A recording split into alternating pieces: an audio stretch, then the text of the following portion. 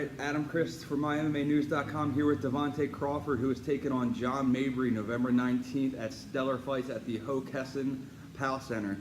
Devante, what's going on, man? How you feeling, man? I'm doing good, man. I appreciate you being on. Awesome. Thanks for coming to visit. Hey, man, it's my pleasure. You guys got a great facility here. I don't know if you know this. I used to train at Jack's. My first fight was out at Jack's. Awesome. Yeah, so it's good to come home. But so yeah, man, you got a big fight lined up. You're taking on John Mabrey, who's coming off of the fastest knockout in Stellar history, 13 seconds. What do you have to say about taking on such an opponent, John Mabrey?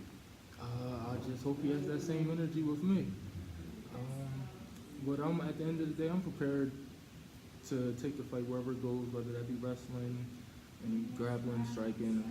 It really makes no difference at this point. And as far as the 13 seconds, I want to say it was impressive. I don't want to sound like but I don't know. I seen the opponent, and I seen the way he got knocked out, and I just feel like it was just amateurish. Like, nothing that couldn't have been done by myself. I kind of feel like my performance was a little bit more impressive. I feel like I had the performance of the night, because even though I didn't end it in the first round, I didn't get touched. My opponent never landed a single strike. I literally put on a clinic, dismantled him from top to bottom. And I think when people see me, they expect me to be this ruthless brawler just winging shots. I've watched that several times, and I landed everything thrown. Accuracy was 100%, cardio was 100%, and yeah, I put on a clinic. So again, like I said, it's a very familiar territory, me and Jack's gym. What brought you to here? What brought you to this facility, in particular, out of all the different spaces in Delaware? I mean, there's tons of different schools you can go to. What brought you into Jack's, and what makes you stay here at Jack's? Honestly, I've trained with mostly everybody. I've pretty much trained with everybody except 302. Like, that's one thing. I'm not some guy that just jumped in this sport and was like, hey, let's do it. I've been training since 3 years old. So when it comes to the tri-state area as a whole, I mean, I've worked from everywhere from, MBJ, Jack's Gym, Gentry Palms, Tongsudo was where I started karate, and Shotokan under Master Ho, and if I just bounce around in my head, just the different names, Beta Academy in DC, ground control, it's more than just my hobby, it's my lifestyle. There's never been a point in time in my life where I haven't been involved in combat sports, where I haven't been training, where I haven't been looking to compete. And I'm finally getting those fights and opportunities lined up now.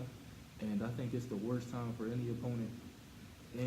Like now, if they had a chance back when they were ducking me before, but now everything is perfectly aligned. Like, I just have a combination of so much knowledge with my physicality right now, my speed, my accuracy, is almost perfection.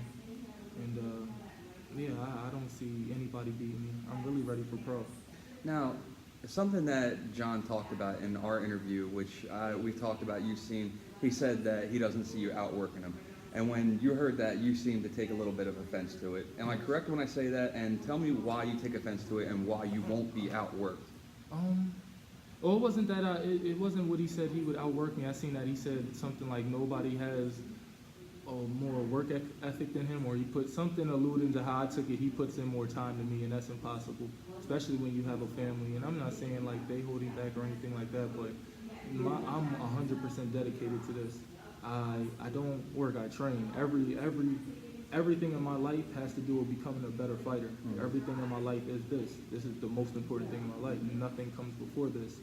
And so whenever I'm not doing this, I'm sleeping and recuperating. There's no room, no time, no space, no error for anything else in my life but this. So, and then I fight more than anybody.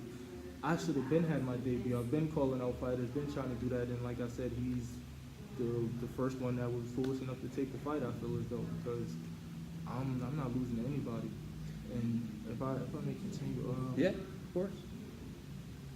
And I don't even want to sound like I'm looking over him. I just, in respect to myself, like, I've been doing this for so long and trained with so many different people. It really comes down to like a technical thing. Like, I never go into a fight thinking or expecting my opponent to be weaker than me or slower than me or anything like that. Like, the only thing I go in a fight expecting is that I'm going to do my best and that I'm going to technically be superior.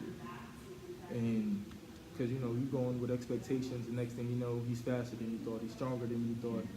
But I know it's impossible for him to have as much knowledge as I have. And even with him having probably more MMA, he may have more MMA fights.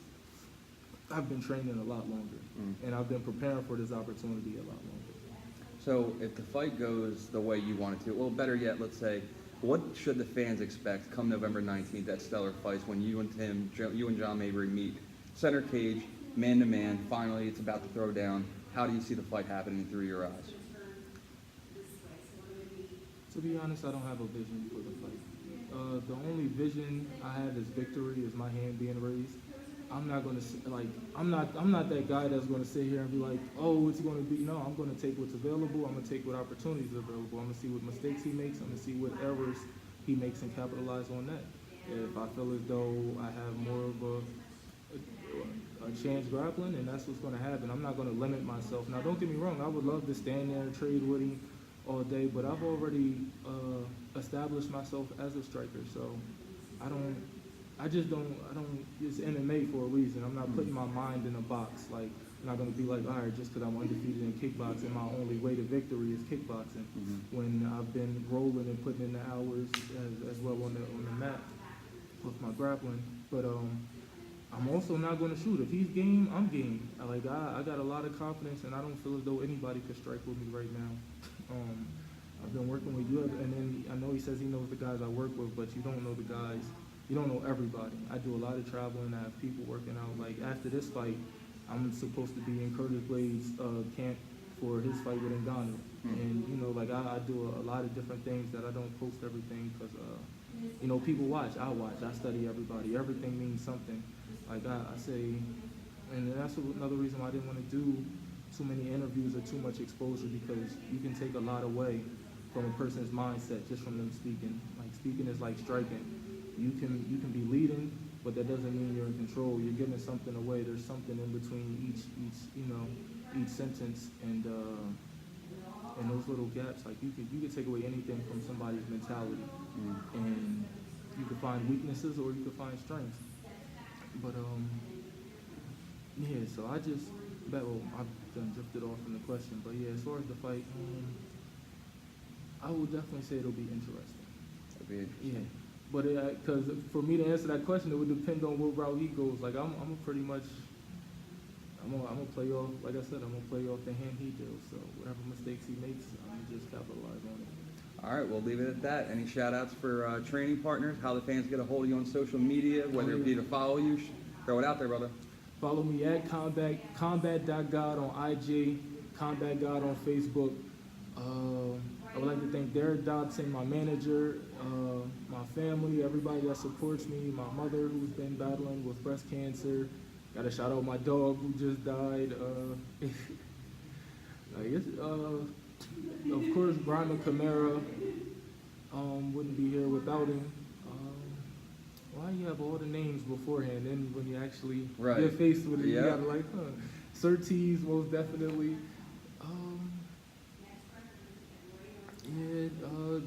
Shout out JR. Nuff. Bro. 7. All right, man. Good luck. Can't wait to see you in action against John Mabrey. Devante Crawford, I appreciate you, man. Awesome.